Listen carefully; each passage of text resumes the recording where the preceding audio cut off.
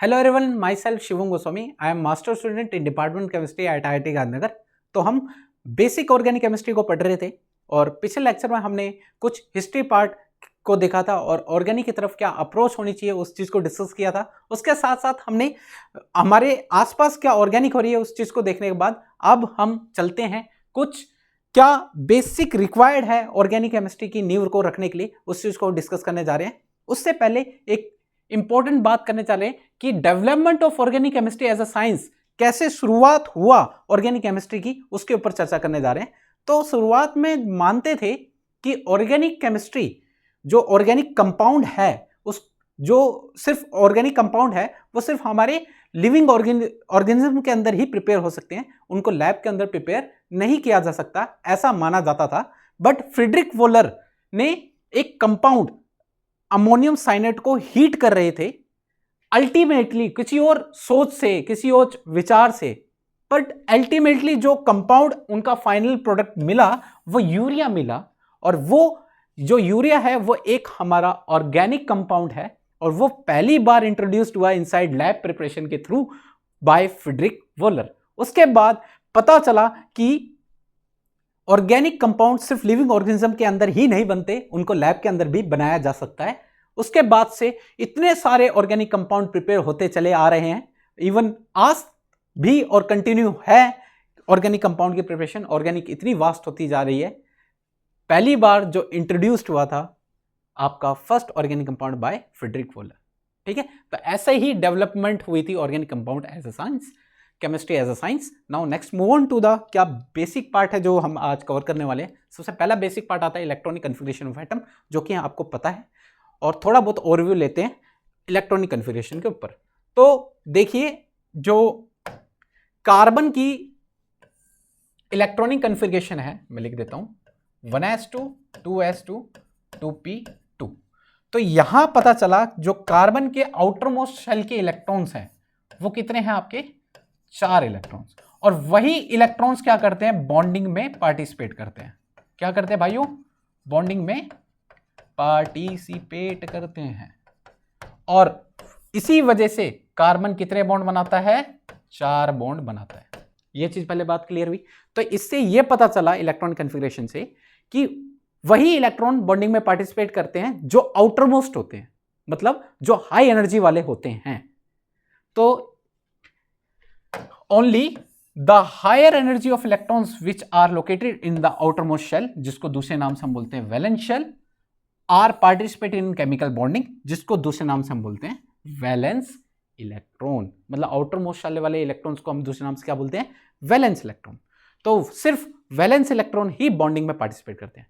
तो valence electron को show करने के लिए आए लुईस और उन्होंने दिया लुईस डॉट स्ट्रक्चर। तो आइए देखते हैं उनको, इस स्लाइड को क्लियर करता हूं। तो लुईस रिप्रेजेंटेशन ऑफ एटम किसने दी, लुईस ने। और लुईस ने बताया, लुईस का यह कहना था कि जब इलेक्ट्रॉन्स, वैलेंस इलेक्ट्रॉन ही बॉन्डिंग में पार्टिसिपेट करते हैं, मतलब आउटर मोस्ट शेल वाले इलेक्ट्रॉन्स ही बॉन्डिंग में पार्टिसिपेट करते हैं, तो हम उन्हीं इलेक्ट्रॉन्स को एज अ डॉट रिप्रेजेंट करेंगे, इनर शेल वाले इलेक्ट्रॉन्स को दिखाने की आवश्यकता नहीं है। तो इसी वजह से यहां पर जो हाइड्रोजन के जो वैलेंस इलेक्ट्रॉन है वो 1 है, क्योंकि हाइड्रोजन का हमें पता है एटॉमिक नंबर क्या होता है, 1 होता है, तो वैलेंस इलेक्ट्रॉन भी 1 ही होगा। ऐसे लिथियम का भी वैलेंस इलेक्ट्रॉन 1 हुआ क्योंकि इसका एटॉमिक नंबर 3 हुआ। इसकी जब इलेक्ट्रॉनिक कन्फिगरेशन करेंगे 1s2 2s1 आएगी। तो इसके भी आउटर मोस्ट शेल में कितने इलेक्ट्रॉन्स आए, आपके 1 ही इलेक्ट्रॉन आए। ऐसे सोडियम की बात की जाए, मैं यहां लिख रहा हूं, सोडियम का एटॉमिक नंबर होता है 11। जब इसकी इलेक्ट्रॉनिक कन्फिगरेशन करेंगे 1s2 2s2 2p6 और 3s1।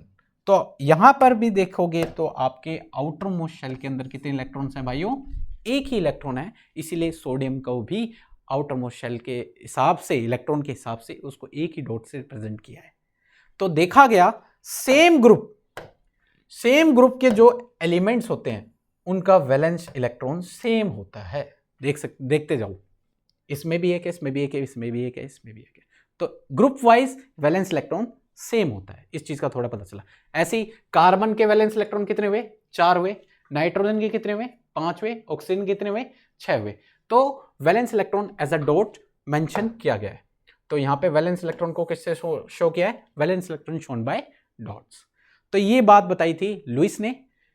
Now next move on to the next part is ionization energy यानी इलेक्ट्रॉन एफिनिटी। तो आयनाइजेशन एनर्जी क्या होती है भाइयों, किसी भी आइसोलेटेड गैसेस एटम से, किसी भी आइसोलेटेड गैसेस एटम से उसके आउटरमोस्ट शेल से इलेक्ट्रॉन को रिमूव करवाने में जो एनर्जी देनी पड़ती है उसी एनर्जी को हम बोलते हैं आयनाइजेशन एनर्जी। तो आपको समझाता हूं, तो ब्लैंक स्लाइड पे चलते हैं। देखिए इस क्लियर करता हूं। देखो जैसे सोडियम है, तो सोडियम अपने आउटर मोस्ट शेल, इसकी इलेक्ट्रॉनिक कन्फिगरेशन होती है 1s2 2s2 2p6 3s1।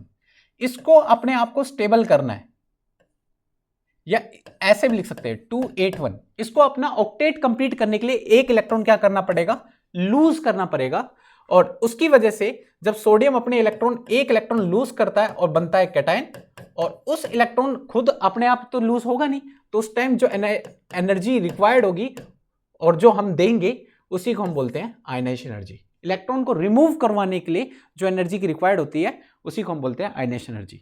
ठीक है, अब जो इसकी इलेक्ट्रॉनिक कन्फिगरेशन होगी वो 2 और 8 होगी, मतलब 1s2 2s2 2p6। इसका लास्ट शेल फुली फिल्ड हो गया और इसकी वजह से ये नोबल गैस कन्फिगरेशन को अटेन कर गया और ये स्टेबल बन गया और इसका ऑक्टेट कंप्लीट हो गया।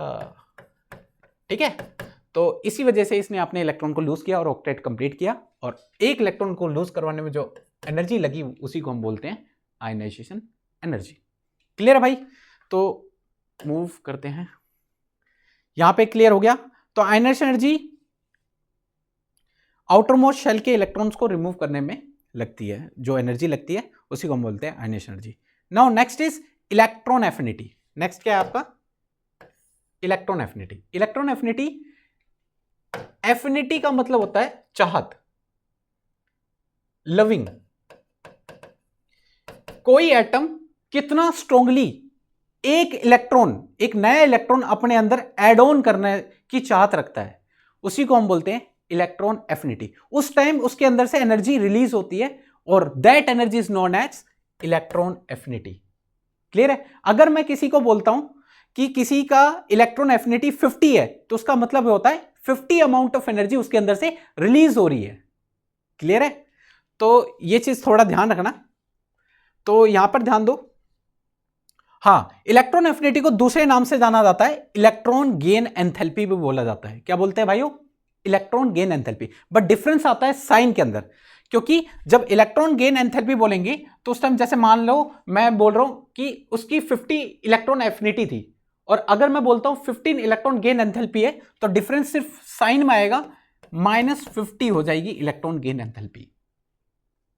एफिनिटी में साइन दिखाने की जरूरत नहीं है, बट जब टर्म आ जाती है एंथैल्पी तो वहां साइन मैटर करता है। नेगेटिव का मतलब होता है एनर्जी रिलीज हो रही है, पॉजिटिव का मतलब होता है एनर्जी गेन हो रही है। तो हमें पता है एफिनिटी, इलेक्ट्रॉन एफिनिटी वो एनर्जी है जब इलेक्ट्रॉन को गेन करने में जो एनर्जी रिलीज होती है स्टेबल होने के लिए, that energy is known as electron affinity. और इलेक्ट्रॉन गेन एंथैल्पी मतलब मैं जैसा बोल के चल रहा था कि 50 अमाउंट ऑफ इलेक्ट्रॉन एफिनिटी है, इसका मतलब होता है 50 अमाउंट ऑफ एनर्जी रिलीज हुई है, और इलेक्ट्रॉन गेन एंथैल्पी रिलीज हुई है तो उसने नेगेटिव साइन मेंशन किया है। क्लियर है बात? तो इलेक्ट्रॉन एफिनिटी को ही दूसरे नाम से इलेक्ट्रॉन गेन एंथैल्पी बोलते हैं, बट टर्म एंथैल्पी आने की वजह से साइन इंट्रोड्यूस्ड हुआ है। हाँ, एक चीज और यहां पे ध्यान देना, यहां पे जो रेड कलर का भी, ये जो यहां पे आपको हो सकता है कलर शो ना हो रहा, तो ये रेड कलर का जो टर्म है, इसको यहां पे ये आयनाइजेशन एनर्जी मेंशन है इनसाइड रेड, और ये जो ब्लैक कलर में है नीचे, वो आपकी इलेक्ट्रॉन एफिनिटी है। इस चीज का ध्यान रखना। तो भाइयों आइए देखिए, यहां पर देखो एक चीज मैं दूसरे मार्कर से लिखता हूं, बेरिलियम का देखो और नाइट्रोजन का देखो। तो यहां पे देख सकते हो बेरिलियम का जो इलेक्ट्रॉन एफिनिटी अराउंड 0 है और नाइट्रोजन की भी इलेक्ट्रॉन एफिनिटी अराउंड 0 है। इसका रीजन ये है, जो बेरिलियम है इसका एटॉमिक नंबर होता है 4, इसकी इलेक्ट्रॉनिक कन्फिगरेशन करोगे 1s2 2s2। तो आप देख रहे हो कि s ऑर्बिटल यहां पर क्या है, फुली फिल्ड है। क्या है ये? Fully filled. इसकी वजह से ये ना ही इलेक्ट्रॉन लेना चाहेगा, इसीलिए कोई भी इलेक्ट्रॉन नहीं लेना चाहेगा, इसीलिए यहां पे इसकी इलेक्ट्रॉन एफिनिटी क्या है? 0। और जबकि यहां पे नाइट्रोजन को देखोगे, नाइट्रोजन की जो इलेक्ट्रॉनिक कन्फिग्रेशन एटॉमिक नंबर होता है 7, तो 1s2 2s2 2p कितनी 3। तो आप देख रहे हो इसका जो p ऑर्बिटल है, क्या चीज, इसका जो p ऑर्बिटल है, इसके p ऑर्बिटल में 3 इलेक्ट्रॉन है, मतलब ये ऑलमोस्ट हाफ फिल्ड है, जिसकी वजह से ये भी एक स्टेबल इलेक्ट्रॉनिक कन्फिगरेशन होने की वजह से ये कोई भी इलेक्ट्रॉन नहीं लेना चाहेगा। इसकी वजह से यहां पर भी इसकी जो इलेक्ट्रॉन एफिनिटी है वो 0 है। जबकि हेलोजन को देखो भाइयों, हेलोजन में क्या होता है, इनके आउटरमोस्ट शेल में 7 इलेक्ट्रॉन्स होते हैं। कितने होते हैं? 7 इलेक्ट्रॉन्स होते हैं। वो चाहते हैं एक इलेक्ट्रॉन इंट्रोड्यूस हो जाए, जिसकी वजह से वो क्या कर ले, नॉर्मल गैस अपना ऑक्टेट कंप्लीट कर ले और नॉर्मल गैस कन्फिगरेशन को अटेन कर ले। इसलिए इनकी इलेक्ट्रॉन एफिनिटी हाई होती है, बहुत ज्यादा। और नोबल गैस की बात की जाए, किसकी? नोबल गैस की बात की जाए, ये ऑलरेडी ऑक्टेट इनका कंप्लीट होता है, और ऑक्टेट इनका कंप्लीट होता है, ठीक है, जो भी स्पेलिंग है, और ये एक स्टेबल होते हैं इलेक्ट्रॉनिक कन्फिग्रेशन। तो ये कहते हैं हम खुश हैं, हमें कोई इलेक्ट्रॉन एफिनिटी की, मतलब इलेक्ट्रॉन की रिक्वायर्ड नहीं है। तो इनके देखो सभी की इलेक्ट्रॉन एफिनिटी अराउंड 0 है। तो ये है आपका ionization energy and electron affinity. Now इस स्लाइड को क्लियर करता हूं। Now next move on to the next basic term, that is successive ionization energy. तो अभी जैसा मैंने बताया आपको, देखना सक्सेसिव आयनाइजेशन एनर्जी को समझते हैं। जैसे सोडियम है, आपको बताया वो एक इलेक्ट्रॉन को लूज कर दे और तब आपको स्टेबल इलेक्ट्रॉनिक कन्फिग्रेशन मिल जाती है और इसका ऑक्टेट कंप्लीट हो जाता है, और उसमें जो एनर्जी निकलती है, मतलब लगती है एक इलेक्ट्रॉन को रिमूव करवाने में, उस एनर्जी को बोलते हैं आयनाइजेशन एनर्जी। तो यहां पे पहली आयनाइजेशन एनर्जी लगी है मैं आपको, और ऐसे ही इसी सोडियम प्लस से एक और इलेक्ट्रॉन को रिमूव करवाने में एक और आयनाइजेशन एनर्जी दे रहा हूं, आयनाइजेशन एनर्जी सेकंड, और यहां पर सोडियम 2+ में चल जाएगा एक इलेक्ट्रॉन और लूज करने के बाद। फर्दर मैं इसमें एक और इलेक्ट्रॉन लूज करवा रहा हूं, तो सोडियम यहां 3+ में चला जाएगा एक और इलेक्ट्रॉन लूज करने के बाद। तो यहां पे लगा आयनाइजेशन एनर्जी 3। तो चीज समझना मैं क्या बात बताना चाहता हूं। आयनाइजेशन एनर्जी होती है आउटर मोस्ट इलेक्ट्रॉन को रिमूव करवाने में जो एनर्जी लगी। तो सोडियम एक एटम था, जब एटम के आउटर मोस्ट शेल से इलेक्ट्रॉन निकला तो जो पॉजिटिव चार्ज था वो तो सेम रहा, पर इलेक्ट्रॉन्स कम हो गए, जिसकी वजह से पॉजिटिव न्यूक्लियस ने बाहरी इलेक्ट्रॉन्स को और मजबूती से अट्रैक्ट करके उसका, मतलब वैलेंस शेल को बहुत बुरी तरह अट्रैक्ट कर लिया, जिसकी वजह से साइज छोटा पड़ता चला गया एटम का। और जब हम आउटर मोस्ट इलेक्ट्रॉन को निकालेंगे तो उसमें एनर्जी ज्यादा लगेगी। तो पहले आयनाइजेशन एनर्जी जो होगी आउटर मोस्ट इलेक्ट्रॉन निकालने के लिए वो कम लगेगी, जैसे ही फर्दर आयनाइजेशन एनर्जी देंगे वो ज्यादा लगेगी, क्योंकि न्यूक्लियस बहुत बुरी तरह आउटर मोस्ट इलेक्ट्रॉन को अपनी तरफ अट्रैक्ट कर रहा होगा, जिसकी वजह से आयनाइजेशन एनर्जी सेकंड हाई होगी, ऐसे ही आयनाइजेशन एनर्जी थर्ड और भी हाई होगी। तो इससे पता चला जो सक्सेसिव आयनाइजेशन एनर्जी है, तो आयनाइजेशन एनर्जी जो थर्ड होगी वो सबसे हाई होगी, आयनाइजेशन एनर्जी सेकंड वो उसके बाद, और लास्टली कौन होगी? आयनाइजेशन एनर्जी फर्स्ट होगी। तो सक्सेसिव आयनाइजेशन एनर्जी बढ़ती जाती है, क्योंकि न्यूक्लियस का अट्रैक्शन इलेक्ट्रॉन को और अट्रैक्ट करके रखता है, फोर्स स्ट्रॉन्ग होती चली जाती है जैसे जैसे इलेक्ट्रॉन रिमूव होते जाते हैं। तो इससे पता चला जैसे सोडियम इनिशियल इलेक्ट्रॉन निकालने में इतनी एनर्जी लगी, सेकंड इलेक्ट्रॉन निकालने में एनर्जी बढ़ गई। ऐसी मैग्नीशियम में देखो एनर्जी बढ़ती जा रही है आयनाइजेशन एनर्जी की सक्सेसिव। तो ये सारे कुछ डाटा दे रखा है, जिससे पता चला, प्रूफ होता चला गया कि सक्सेसिव आयनाइजेशन एनर्जी हाई होती है। ठीक है, तो इस स्लाइड को क्लियर करता हूं। Now next move on to the next part, electron negativity. Electron negativity क्या होती है? इलेक्ट्रॉन नेगेटिविटी बॉन्डेड स्टेट में डिफाइंड होती है भाइयों। क्या होती है? बॉन्डेड स्टेट में डिफाइन होती है। तो it is a tendency to remove it is a tendency to attract shared pair of electron toward itself। चीज समझना, जैसे A और B एक बॉन्डेड एटम है, मैं ये बोल रहा हूं जो A है वो हाई इलेक्ट्रोनेगेटिव है, और जो बी है वो लो इलेक्ट्रोनेगेटिविटी है भाई, समझना। तो ये जो दो इलेक्ट्रॉन शेड पड़े हैं, अगर हाई होगा तो हाई इलेक्ट्रोनेगेटिविटी क्या होता है? Tendency of atom to attract shared pair of electron toward itself. तो जो ज्यादा हाई इलेक्ट्रोनेगेटिव होगा वो अपनी तरफ इलेक्ट्रॉन को खींचना प्रेफर करेगा। तो इसके पास इलेक्ट्रॉन की डेंसिटी थोड़ी सी ज्यादा होगी, तो मैं इसको इस तरीके से इलेक्ट्रॉन की डेंसिटी शो कर रहा हूं। समझ रहे हो मेरी बात? तो इसके पास इलेक्ट्रॉन की डेंसिटी यहां पर ज्यादा है और इधर कम है। तो देख सकते हो ए के पास जो इलेक्ट्रॉन डेंसिटी है वो ज्यादा है क्योंकि वो हाई इलेक्ट्रोनेगेटिव है। समझ गए? और इसी अनइक्वल डिस्ट्रीब्यूशन ऑफ इलेक्ट्रॉन्स की वजह से ए के ऊपर डेल्टा नेगेटिव चार्ज हुआ और बी के ऊपर डेल्टा पॉजिटिव चार्ज है। मतलब is a partial negative charge, मतलब इस दो इलेक्ट्रॉन्स का काफी थोड़ा एक्स्ट्रा इलेक्ट्रॉन्स इस तरफ हैं और बाकी इधर तरफ है। समझ गए मेरी बात? तो इलेक्ट्रोनेगेटिविटी इज अ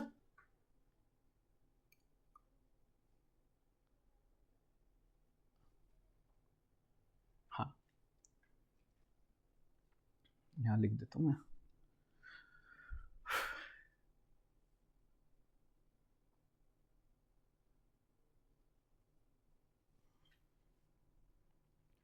तो चलिए जो जो कुछ इलेक्ट्रोनेगेटिविटी की वैल्यूज हैं जो हमें थोड़ा ध्यान में रखनी है, जैसे आपको ध्यान रखना है फ्लोरीन की इलेक्ट्रोनेगेटिविटी वैल्यू, ऑक्सीजन की रखनी है, नाइट्रोजन की रखनी है, कार्बन की रखनी है, और सिलिकॉन की जरूरत नहीं है, सल्फर की रखनी है, क्लोरीन की रखनी है, ब्रोमीन की रखनी है। और मैं लिख देता हूं कुछ वैल्यूज और इलेक्ट्रोनेगेटिविटी का ऑर्डर लिख दे रहा हूं जो आपको हेल्प करेगा। फोन, कलीबर, ISCPH। तो ये कुछ इलेक्ट्रोनेगेटिविटी ऑर्डर लिख दिए, इससे आपको पता चल जाएगा, हेल्प मिल जाएगी काफी क्वेश्चन सोल्व करने में। तो फ्लोरीन की इलेक्ट्रोनेगेटिविटी सबसे ज्यादा हाई होती है, देन ऑक्सीजन, नाइट्रोजन, ऐसा कुछ वैल्यूज यहाँ पे डाटा गिवन है। तो ये कुछ वैल्यूज भी ध्यान में रखनी है तो काम बन जाएगा। तो now next move on to the next term is ionic bond and covalent bond. जैसा आपको बताया आयनिक बॉन्ड, जब दो एटम के बीच में इलेक्ट्रोनेगेटिविटी डिफरेंस होता है तो एक एटम अपने इलेक्ट्रॉन लूज करके कैटायन बनना प्रेफर करता है और दूसरा एटम वही जो लूज इलेक्ट्रॉन है वो उस लूज इलेक्ट्रॉन को गेन कर लेता है और बन जाता है एनायन। उसकी और उन कैटायन और एनायन के बीच में एक आयनिक इंटरेक्शन आने की वजह से एक बॉन्ड बनता है, दैट इज आयनिक बॉन्ड। समझिए मेरी बात? तो ये देखिए सोडियम ने अपने एक इलेक्ट्रॉन को लूज किया, वही क्लोरीन ने उस एक इलेक्ट्रॉन को लूज गेन करने के बाद सोडियम बना Na पॉजिटिव, क्लोरीन बना Na नेगेटिव, और जो इनके बीच में जो आयनिक इंटरेक्शन होगा उससे बना आपका आयनिक बॉन्ड। क्लियर है भाई? Now next is ionic bond के बाद कोवेलेंट बॉन्डिंग। तो कोवेलेंट बॉन्डिंग को देखने चले तो covalent bond is like that, covalent bond overlapping of orbital से बनता है। शेयरिंग बोलना गलत है, covalent bond is overlapping of orbital. तो चीज समझना, जैसे एग्जांपल लेता हूं कार्बन का, तो कार्बन जो है उसके आउटरमोस्ट शेल में कितने इलेक्ट्रॉन्स होते हैं? 4। तो इसको ऑक्टेट कंप्लीट करने के लिए या फिर इसको 4 इलेक्ट्रॉन क्या करने पड़ेंगे? गेन करने पड़ेंगे, या फिर इसको 4 इलेक्ट्रॉन्स क्या करने पड़ेंगे? लूज करने पड़ेंगे। समझ रहे मेरी बात? बट ये दोनों ही एनर्जेटिकली फेवरेबल नहीं है। तो भाइयों ये ना ही गेन करता है ना ही लूज करता है, तो ये कहता है मैं करूंगा शेयरिंग। क्या करूंगा? Sharing is caring. But sharing कहना गलत होता है, वो होता है ओवरलैपिंग ऑफ ऑर्बिटल्स। इसलिए ये क्या करता है? ओनली शेयरिंग करता है और उसी को हम बोलते हैं कोवेलेंट बॉन्डिंग। ठीक है? तो now next move on to the next term. Next term तो नहीं है, ये इसी को आगे एक्सटेंड किया है। चीज समझना, यहां पर देखो जो ये पीरियोडिक टेबल है, पीरियोडिक टेबल के जो लेफ्ट साइड है यहां पर लिख रखा है मैंने, चीज समझना। Elements on the left on the periodic table are metals have high tendency to lose electron. मतलब जो लेफ्ट साइड में है जो पीरियोडिक टेबल के, वो अपने इलेक्ट्रॉन्स इजिली लूज कर सकते हैं, इसलिए दूसरे नाम से इनको बोलते हैं इलेक्ट्रोपॉजिटिव एलिमेंट। और एक मिनट यहां पे लिख रखा है, elements on right end of the periodic table have a tendency to gain electron, such elements are known as electronegative elements. उनको हम क्या बोलते हैं? इलेक्ट्रोनेगेटिव। तो लेफ्ट एंड में जो एलिमेंट्स है वो इलेक्ट्रोपॉजिटिव एलिमेंट है जो इजीली इलेक्ट्रॉन को लूज कर देते हैं, और राइट साइड में जो एलिमेंट्स हैं, मेरे राइट साइड में, वो इजीली इलेक्ट्रॉन को गेन कर लेते हैं, वो इलेक्ट्रोनेगेटिव एलिमेंट्स कहलाते हैं। ठीक है भाइयों, next move on to the next part. तो एक चीज और, बेस्ट आयनिक बॉन्डिंग किस किस के बीच में होते हैं? तो याद रखना, फ्लोरीन जो यहां पे सबसे आगे था वो मोर इलेक्ट्रोनेगेटिव होता था, तो ये यहां पर जो एलिमेंट है वो मोर इलेक्ट्रोनेगेटिव है, और इधर की साइड जो होता है वो मोर इलेक्ट्रोपॉजिटिव होता है, और सबसे ज्यादा जो इन दोनों के बीच में अगर आयनिक बॉन्ड इंटरेक्शन हुआ तो वहां पे बेस्ट आयनिक बॉन्ड बनता है। और जैसा कि मैंने अभी ये डिस्कस किया, but what about the electrons in the middle of the periodic table? मैंने अभी बताया जो लेफ्ट साइड में होते हैं वो इलेक्ट्रोपॉजिटिव होते हैं, राइट साइड में होते हैं जो इलेक्ट्रोनेगेटिव होते हैं, बीच वाले जो एलिमेंट होते हैं। But what about the elements in the middle of the periodic table? Example carbon, boron, nitrogen and D block elements.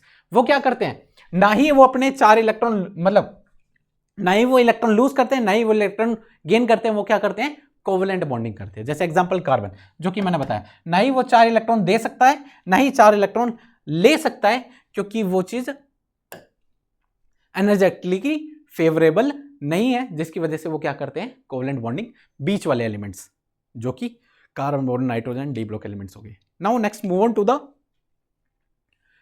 So now we know that elements in the middle don't find it energetically favourable. जैसा कि अभी मैंने बताया, वो ना ही electron lose कर सकते हैं, ना ही गेन कर सकते हैं एनर्जेटिकली। सो वो क्या करते हैं? कोवेलेंट बॉन्डिंग करते हैं। तो इसीलिए इसको देखिए, एक मिनट, अगर चीज देखना, sharing of 2 electrons expressed as single bond, उसको हम क्या करेंगे? सिंगल बॉन्ड से एक्सप्रेस करेंगे। देखो यहां पे 2 इलेक्ट्रॉन की शेयरिंग हो रही है, तो इसको सिंगल बॉन्ड से एक्सप्रेस करते हैं। अगर 4 इलेक्ट्रॉन शेयर हो रहे हैं तो उसको डबल बॉन्ड बोलते हैं। अगर 6 इलेक्ट्रॉन शेयर हो रहे हैं तो उसको क्या बोलते हैं भाइयों? ट्रिपल बॉन्ड बोलते हैं। और इससे क्या बनता है? Through sharing both the participating atoms achieved octet, उससे हमें क्या मिलती है? ऑक्टेट अचीवमेंट मिलती है शेयरिंग के थ्रू। दोनों ही खुश हो जाते हैं। एक एटम खुद कहता है मेरे पास भी ऑक्टेट कंप्लीट है, और दूसरा वाला भी कहता है उसके पास भी ऑक्टेट कंप्लीट है through covalent bonding. But exception ये है हाइड्रोजन, हाइड्रोजन में के केस में, H2 के केस में वो ऑक्टेट कंप्लीट नहीं होता, उसके केस में डुप्लेट कंप्लीट होता है। Now next move on to the next topic, more example of लिविंग स्ट्रक्चर को देखते हैं। जैसे CH4, ये मीथेन बना कैसे उसको देखते हैं। जैसे कार्बन का आउटर मोस्ट, मैंने अभी जैसा बताया वही इलेक्ट्रॉन बॉन्डिंग में पार्टिसिपेट करेंगे जो आउटर मोस्ट होते हैं। तो कार्बन के आउटर मोस्ट शेल में कितने होते हैं? 4 इलेक्ट्रॉन, जो लीस्टली मैंने दिखा दिया। और हाइड्रोजन के आउटर मोस्ट में कितने होते हैं? 1 इलेक्ट्रॉन होते हैं। तो मैं यहां दिखा रहा हूं, यहां देखते जाना।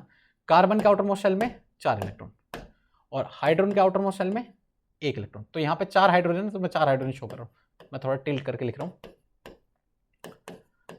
तो ये 4 इलेक्ट्रॉन्स। तो अब देखना, हाइड्रोजन चाहता है मेरा डुप्लेट कंप्लीट हो जाए, तो ये इसने यहां शेयरिंग कर ली और इसका हो गया डुप्लेट कंप्लीट।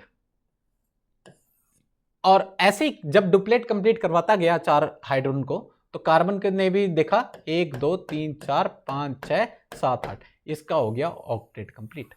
तो इस तरीके से कोवेलेंट बॉन्डिंग के थ्रू CH4 का ये स्ट्रक्चर एग्जिस्ट करता है। और ये स्ट्रक्चर थोड़ा इस तरीके से नहीं होता, वो टेट्राहेड्रली डिजाइन होता है। टेट्राहेड्रल ज्योमेट्री में पाया जाता है, जिसका बॉन्ड एंगल होता है 109 डिग्री 28 मिनट। चीज थोड़ा ध्यान में रखना, ठीक है। ऐसे ही C2H6 का देखो, यहां पर सब कुछ शो रखा है। ये कार्बन के 4 इलेक्ट्रॉन्स हैं, ये हाइड्रोजन के 1 इलेक्ट्रॉन के साथ शेयर करके डुप्लेट बना रहा है। यहां देखो कार्बन अपने अंदर से ही डुप्लेट का, मतलब यहां पे देखो ये कार्बन 8, इसका ऑक्टेट कंप्लीट हो गया। सेम इसका भी ऑक्टेट कंप्लीट हो गया। ऐसे इसको रिप्रेजेंट करते हैं C2H6, 2 कार्बन मीथेन, मतलब ये इथेन का स्ट्रक्चर है, ठीक है। ऐसे ही देखो यहां चीज समझना, इसका समझना C2H4 का, तो H4 लगा देता हूं मैं, H और दूसरे कलर से लगा देता हूं, एक H यहां पे, एक H यहां पे। देखना कार्बन के पास आउटरमोस्ट शेल में कितने होते हैं, 4 इलेक्ट्रॉन्स होते हैं, दिखा रहा हूं। पहले क्या काम करते हैं हम, हाइड्रोजन के बॉन्डिंग इलेक्ट्रॉन्स से इसका डुप्लेट कंप्लीट कर रहे हैं। तो हाइड्रोजन ने यहां अपना डुप्लेट कंप्लीट कर लिया, इस वाले ने भी कर लिया, इस वाले ने भी कर लिया, ठीक है। इसका जो एक इलेक्ट्रॉन था उसको मैं यहां से हटा दे रहा हूं, उसकी नीड है नहीं, तो यहां से हटा दिया, यहां पे कनेक्ट कर दिया। एक एक इलेक्ट्रॉन जो कार्बन के बच के मैं यहां दिखा रहा हूं, वो आपसी में कनेक्ट कर लेंगे। अब देखो हाइड्रोजन के तो डुप्लेट कंप्लीट हो गए, इस कार्बन का देखो 1 2 3 4 5 6 7 8, इसका ऑक्टेट कंप्लीट हो गया। सेम इस कार्बन का भी देखोगे तो इसका भी ऑक्टेट कंप्लीट हो गया भाई, समझ रहे मेरी बात। तो इस तरीके से लुईस डॉट स्ट्रक्चर इस इथीन का रेडी हुआ। ऐसे ही इथाइन का ट्रिपल बॉन्ड बनता है C2H2 के अंदर, और ऐसे ही इसका हमने डिस्कस कर लिया C2H4 में। Now next move on to the few more example, देखते जाओ। मिथेनॉल का देखो, कार्बन के पास अपने खुद के 4 इलेक्ट्रॉन्स, 1 2 3 4, ऐसे हाइड्रोजन के 4 इलेक्ट्रॉन्स आपसी में फ्यूज हुए और आपका इस तरीके से स्ट्रक्चर रेडी हुआ। और इसमें काउंट कर लेना किस तरीके से इलेक्ट्रॉन शेयर हो रहे हैं। NH4 पॉजिटिव अमोनियम आयन का देखो, NH4 पॉजिटिव मतलब ये पॉजिटिव चार्ज जो होगा वो N नाइट्रोजन के पास होगा। नाइट्रोजन की इलेक्ट्रॉनिक कन्फिगरेशन, एटॉमिक नंबर होता है 7 होता है, इलेक्ट्रॉनिक कन्फिगरेशन करने जाओगे 1s2 2s2 2p5 होगा। मतलब इसके आउटर मोस्ट शेल में कितने इलेक्ट्रॉन्स होंगे भाइयों, ओ सॉरी गड़बड़ी होगी, ये गड़बड़ी होगी, एक मिनट रुक जाओ, ठीक है। नाइट्रोजन के जो इलेक्ट्रॉनिक कन्फिगरेशन चलेंगे एटॉमिक नंबर 7 हो गए ना, 1s2 2s2 2p3। तो इसके आउटर मोस्ट शेल में कितने इलेक्ट्रॉन्स हुए भाइयों, यहां पे ध्यान दो 5 इलेक्ट्रॉन।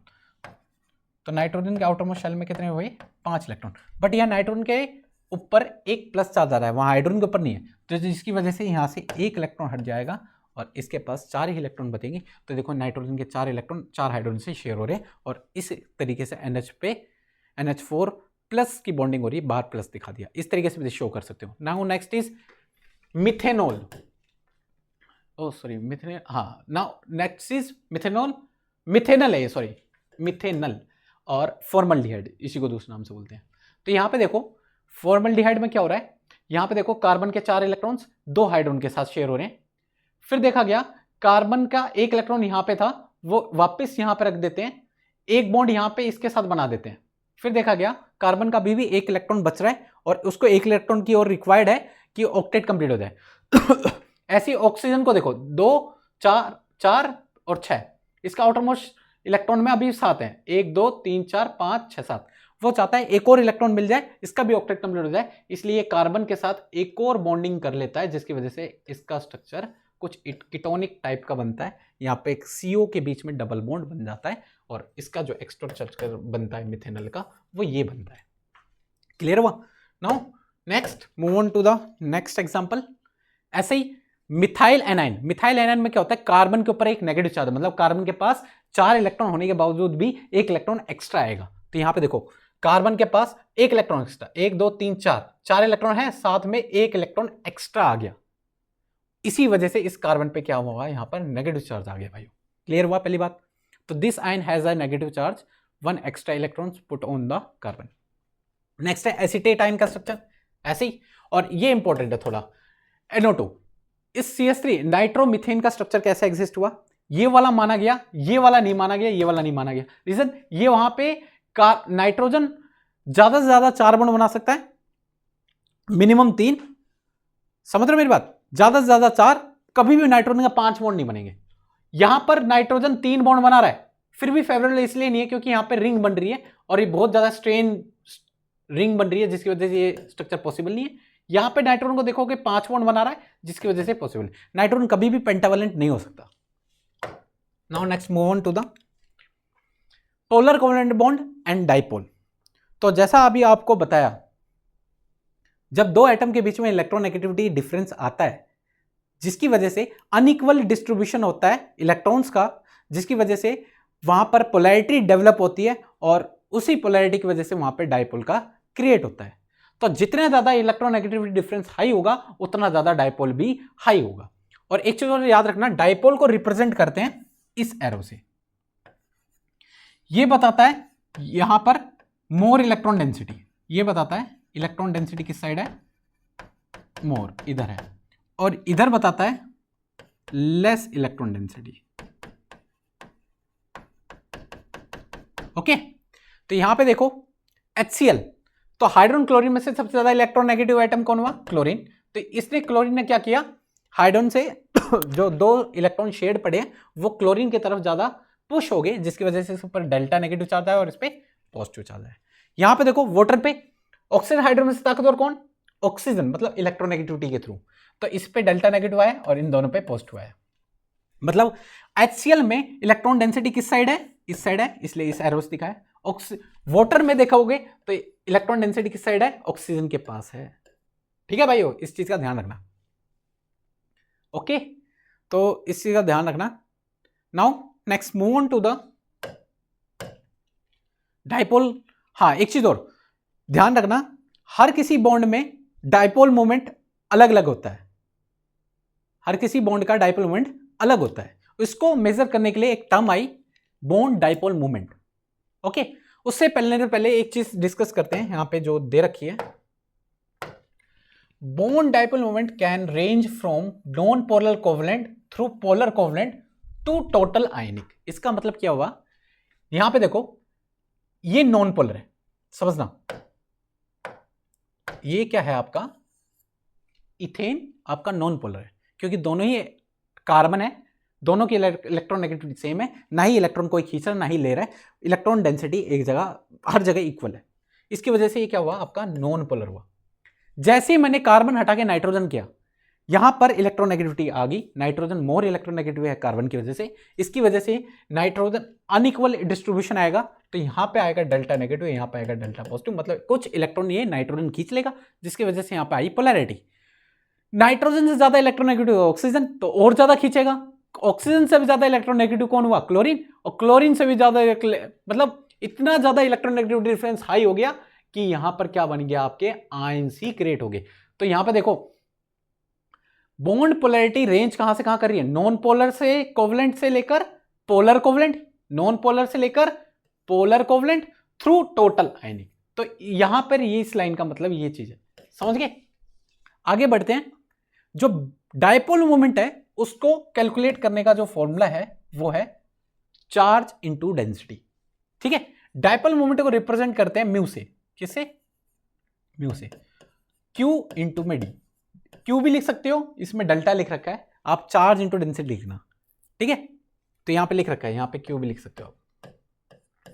ठीक है, हाँ, एसआई यूनिट क्या होती है डायपोल मोमेंट की, डिबाई होती है। डी क्या है, यहां पर डिस्टेंस है। ठीक है, और एक डिबाई इतने वैल्यू के बराबर है कूलम मीटर्स के, इस चीज का ध्यान रखना है। तो इस फॉर्मूला के बेस्ड क्वेश्चन आते हैं, सिंपल सा, इसको देख लेना। देखो यहां पर आपको चार्ज दे रखा है इतना, if a proton of electron इतना वर, ये इतने डिस्टेंस के थ्रू, तो आपको ये फॉर्मूला लगाना है और निकालना क्या है, the dipole movement would be, dipole movement क्या होगी उस चीज को दिखाना है। ठीक है, नाउ यहां पे एक इंपॉर्टेंट टर्म है, थोड़ा सा देखते हैं।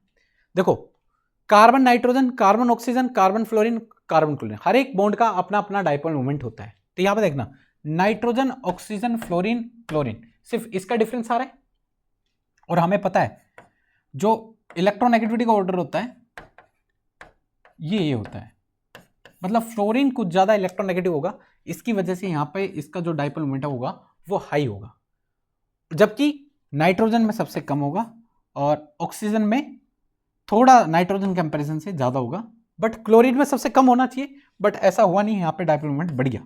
रीजन सिर्फ इलेक्ट्रोनेगेटिविटी ही अफेक्ट नहीं करती डायपोल मोमेंट को, वहां पे एक फैक्टर और आता है जो कि मैंने यहाँ पे दर्शाया हुआ है कि क्या भाइयों, डिस्टेंस। तो यहाँ डिस्टेंस फैक्टर की वजह से इसका डायपोल मोमेंट हाई हो गया, जो कि इंपॉर्टेंट था। ठीक है, तो यहाँ पे इलेक्ट्रोनेगेटिविटी से ही हम नहीं डिस्कस करेंगे। तो ये हो गया bond dipole moment. Lastly we move on to the molecular dipole moments. जब मॉलिक्यूल्स की बात आती है क्या भाइयों, जब मॉलिक्यूल्स की बात आती है तो यहां पर जो डाइपोल मोमेंट है उसको एज अ वेक्टर ट्रीट करते हैं। तो सभी डाइपोल मोमेंट का हम जो रिजल्टेंट वेक्टर होता है उसको मानते हैं। चीज समझना, तो वो यही लिख रखा है, molecular dipole moment is the vector sum of individual bond dipole moment. मतलब हम पूरा वेक्टर सम लेते हैं और फिर उसको बताते हैं। चीज समझना कैसे, देखो यहां देखो, जैसे इस साइड 10 न्यूटन का फोर्स लग रहा है, सेम 10 न्यूटन का फोर्स इस साइड लग रहा है, सेम 10 न्यूटन का फोर्स लग रहा है सेम एंगल पे। तो अगर मैं बोल दूंगा कि मैं हूं, मेरे को इधर से एक बंदा खींच रहा है और इधर से भी खींच रहा है सेम फोर्स से, तो ना मैं उधर जाऊंगा ना मैं इधर जाऊंगा, सीधा बीच में रहूंगा। मतलब ऑल ओवर द जो फोर्स होगी वो नेट जीरो हो जाएगी। इसी वजह से यहां पे भी डाइपोल मोमेंट क्या होगा, जीरो होगा। चीज समझना क्लियर है, समझ गया ना मेरी बात, क्या कहना चाहता हूं। जैसे कार्बन और ऑक्सीजन हाइड्रोजन, हाइड्रोजन और कार्बन से ज्यादा इलेक्ट्रॉनिक कौन होगा, कार्बन होगा, तो इस साइड होगा डाइपोल, और सेम इधर भी होगा डाइपोल क्योंकि कार्बन इलेक्ट्रॉन खींचेगा। कार्बन से भी ज्यादा कौन खींचेगा, ऑक्सीजन, तो इस सारे इलेक्ट्रॉन कौन खींच लेगा, ऑक्सीजन, क्योंकि ऑक्सीजन ज्यादा इलेक्ट्रॉन नेगेटिव है, तो इसका डाइपोल मोमेंट किधर होगा, अप साइड होगा। जैसे कार्बन डाइऑक्साइड CO2, तो यहां पे ध्यान रखना कार्बन से ताकतवर कौन होता है, ऑक्सीजन, तो ऑक्सीजन खींच लिया। सेम इधर से भी कार्बन से कौन खींचेगा, ऑक्सीजन। ये स्ट्रक्चर कैसे बने, जब हम VSEPR पढ़ेंगे तो वहां पे पता चलेगा कार्बन का लीनियर स्ट्रक्चर क्यों बना। इससे हम बॉन्ड डाइपोल मोमेंट इजीली सीख सकते हैं, पर अभी समझ लेना कार्बन का लीनियर स्ट्रक्चर होता है। तो देखा गया ऑक्सीजन इधर से खींच रहा है सेम फोर्स से, इधर से भी खींच रहा है, तो अभी वही वाला केस, ना ये प्रॉपर उधर जाएगा ना इधर जाएगा, तो नेट डाइपोल वो क्या हो जाएगा, यहां पर जीरो हो जाएगा। यहां पे डाइपोल मोमेंट कितना पाया, 2.3 डी/। सेम यहां 120 डिग्री का एंगल होता है, यहां ट्रायंगुलर प्लेनर शेप बनी पड़ी है, तो इधर से खींच रहा है इधर से खींच रहा है फ्लोरीन, इधर से खींच रहा है, तो नेट डाइपोल मोमेंट यहां पे भी जीरो है। सेम यहां पे देखो कार्बन कार्बन ये ट्रांस पोजीशन पे है, इधर से ब्रोमीन खींच रहा है इधर से ब्रोमीन खींच रहा है क्योंकि इसकी इलेक्ट्रॉन नेगेटिविटी हाई है कार्बन कंपैरिजन से, इधर से हाइड्रोजन दे रहा है इधर से भी हाइड्रोजन दे रहा है, तो ओवरऑल नेट क्या हो रहा है आपका जीरो। तो ये कंपाउंड नॉन पोलर होगा, ये भी नॉन पोलर होगा, ये भी नॉन पोलर होगा, ये पोलर होगा। यहां पे देखो ब्रोमीन यहां पे 6 पोजीशन पे, इधर से यहां खींच रहा है इधर से यहां खींच रहा है, ये दे रहा है, तो ओवरऑल मॉलिक्यूल किधर जा रहा है, इसका नेट डाइपोल नीचे की साइड आ रहा है, इसलिए ये पोलर मॉलिक्यूल हुआ। ठीक है, इसका अराउंड 1.9 डी आया। Clear. Now next is here, यहां पे देख सकते हो कि क्लोरीन ऊपर खींच रहा है, इधर से क्लोरीन ऊपर कर, नेट डाइपोल क्या हो गया, यहां पे भी जीरो हो जाएगा। सेम यहां सेम एंगल पे तीनों खींच रहे हैं और यहां पे भी नेट डाइपोल मोमेंट क्या हो जाएगा, जीरो हो जाएगा। सेम टेट्राहेड्रल ज्योमेट्री में क्या होता है, हर एक एंगल 109 डिग्री 28 मिनट का होता है, इसकी वजह से यहां पे भी नेट डाइपोल मोमेंट क्या होगा, जीरो हो जाएगा। इनके एग्जाम्पल के आंसर्स ये रहे, मैं इसको क्लियर करता हूं। यहां पे देखोगे ये तो चीज मैंने आपको दिखा दी। हाँ यहां पे देखो क्लोरोफॉर्म की देख लो, क्लोरीन क्लोरीन क्लोरीन, क्लोरीन खेच रहा है इधर, क्लोरीन खेच रहा है इधर, क्लोरीन खेच रहा है इधर, हाइड्रोजन दे रहा है, तो यहां पे ओवरऑल जो डाइपोल मोमेंट है डाउनवर्ड जा रहा है, देख लो। तो यहां पे नेट डाइपोल मोमेंट नीचे है, तो जिसकी वजह से ये कंपाउंड क्या है, पोलर है। सेम यहां ये भी पोलर है। यहां पे ध्यान देना, यहां पर इस स्ट्रक्चर को ध्यान देना जो कि पीछे है, इसको दिखाया गया है। एक साइक्लोब्यूटेन है, उसमें हाइड्रोजन अबव साइड है और इसमें हाइड्रोजन बिलो साइड है, तो यही केस है। आगे देखना, एक मिनट, हाँ कहां गया, जैसा अभी मैंने बताया यहां पे जो ब्रोमीन है अबव है, यहां पे ब्रोमीन बिलो है, तो यहां देखो ब्रोमीन को अबव दिखा दिया, ऐसे सीट समझना, ये रहा, यहां ब्रोमीन अबव है यहां ब्रोमीन बिलो है, तो एक बंदा इधर से खींच रहा है एक बंदा इधर से खींच रहा है, नेट क्या होगा, ना ऊपर जाएगा ना नीचे जाएगा, वो क्या रहेगा, प्लेनर ही रहेगा, और मतलब प्लेनर ही रहेगा। और इधर से ये कैंसिल कर रहा है, इधर से नेट डाइपोल मोमेंट कैंसिल होकर डाइपोल मोमेंट हो जाएगा जीरो, जबकि यहाँ पे दोनों साइड सेम है, इसलिए नेट डाइपोल मोमेंट जीरो ना होके कुछ डाइपोल होगा, जिसकी वजह से मॉलिक्यूल पोलर हो जाएगा और ये हो जाएगा नॉन पोलर। क्लियर है। तो ये था लास्टली, क्लियर करता हूँ slide, and thank you for the patience. And आगे नेक्स्ट पार्ट को हम डिस्कस करेंगे आगे जाके, आज के लिए इतना ही काफ़ी है। नाउ नेक्स्ट क्लास में हम देखेंगे VSEPR थ्योरी, उन सभी को डिस्कस करेंगे। And thank you for your time.